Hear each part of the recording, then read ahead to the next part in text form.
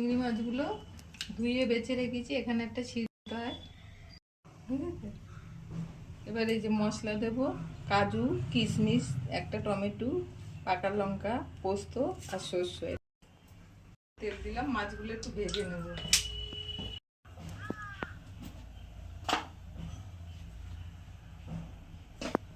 একটু লবণ দিলাম,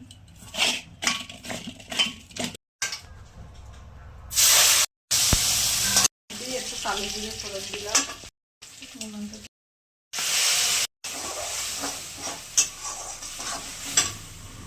দিয়ে একটু জল দিলাম, দই দেবো 2 চামচ দিলাম আমি টক দই,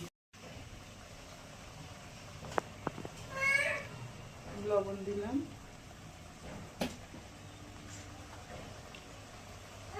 হলুদ দিলাম,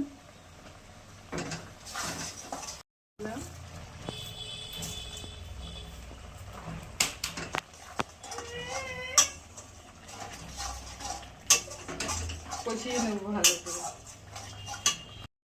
এবার জল দেবো না, একটু জলই থাকবে।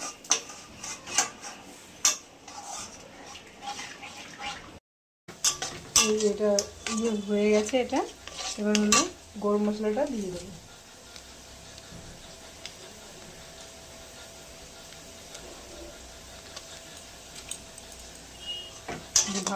ভালো করে নাড়াচাড়া করে দেবো, নাড়াচাড়া করে নামিয়ে দেবো।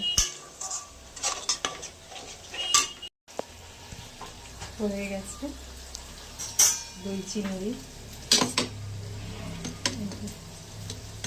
চিংড়িগুলো দেখা যাচ্ছিল না। ভিডিওটা ভালো লাগলে অবশ্যই লাইক কমেন্ট করবেন। ধন্যবাদ।